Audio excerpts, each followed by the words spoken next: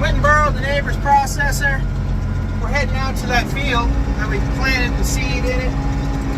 And we're going to go see if we can't blow some of this hay that we got left over, some of the junk hay, straw.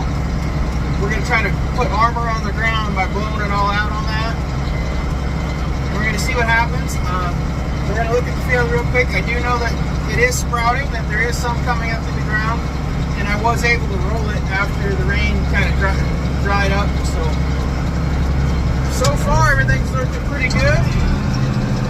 The reason we want to put the hay down is so it'll keep the moisture in, keep the sun and wind from making it all off and making it just go back in the atmosphere. We want that to hold that moisture as long as we can. So we're going to go ahead and get out there, look at the fields like it's sprouting, and throw some bales on it, get to town. Well, the wind's blowing a little bit too bad for what I want to do here. And I got something I got to do this evening, so I think I'm just going to call it for the moment. My brother's still bringing in bales.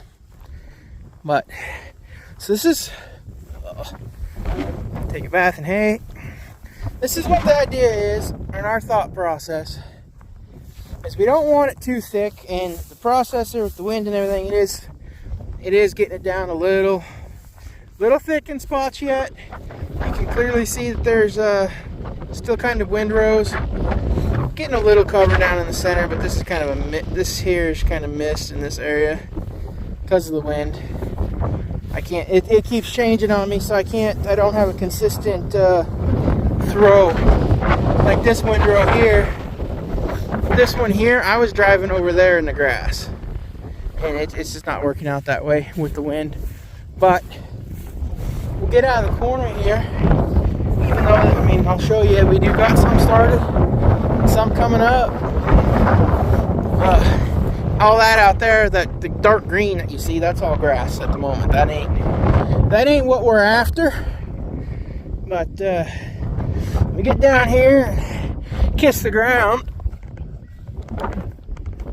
We can, where we at? Clearly see, we got quite a bit coming up. Again, that one's just a chunk of grass. But all these here, that's all the crop we planted.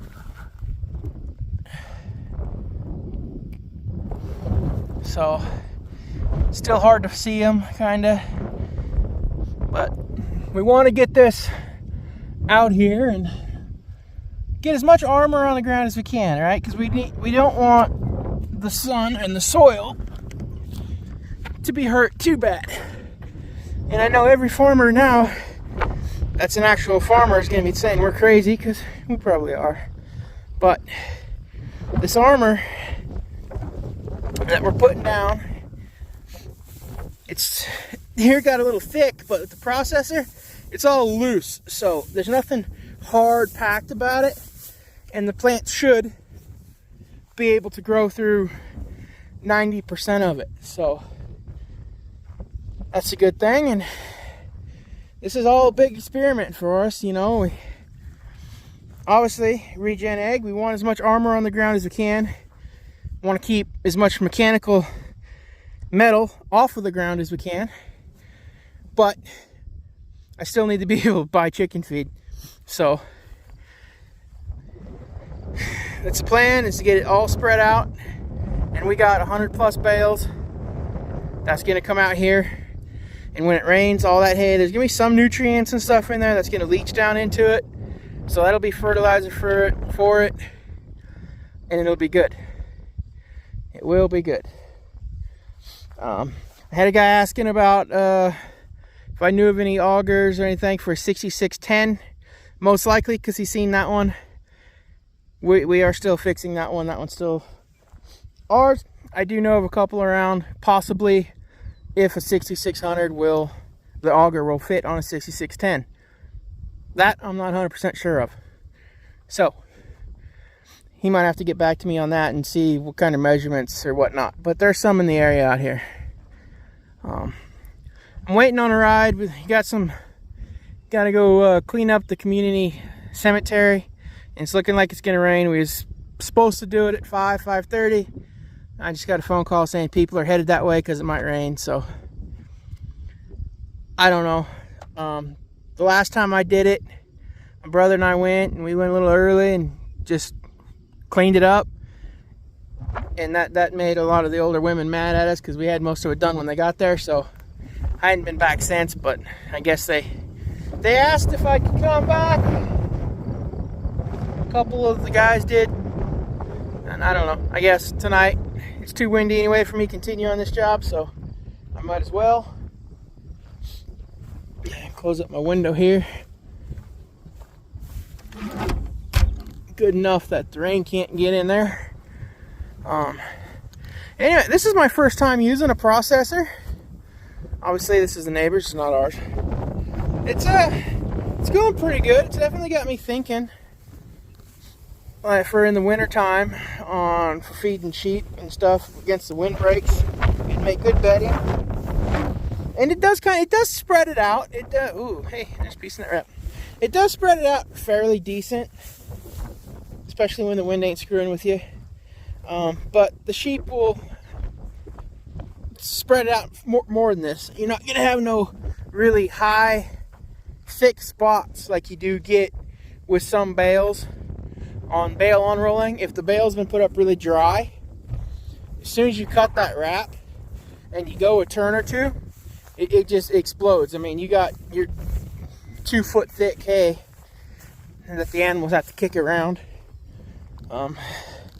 So as you see, we got some bales out here. I staged up those a little bit far down there in the coulee, but we're gonna be putting a lot of hay down. Like I said, we got 100 plus bales that's gonna go on this field, so there should be plenty of armor out there. And Lord willing, we get a little bit of moisture. It's coming. A lot of people to the west of us are in a drought, which is scary and not good. Unfortunately, a lot of us farmers here in the US, they don't, as far as I know, a lot of them don't really follow what's going on in the rest of the world. So whereas I tend to listen to a lot of regen things. Charlie Arnott has a good podcast. He's out of Australia, and they are about 20 years ahead of us as far as what they've done to their soil degradation and their farming practices. And I know that they just got out a couple years ago of 11 or 12 year drought. So yeah, it's scary, people. We got to figure this out, because central Montana up there, you hit a 12-year drought, it's going to be the desert. So I mean, there won't be much of that growing, can tell you that. But just waiting on my ride.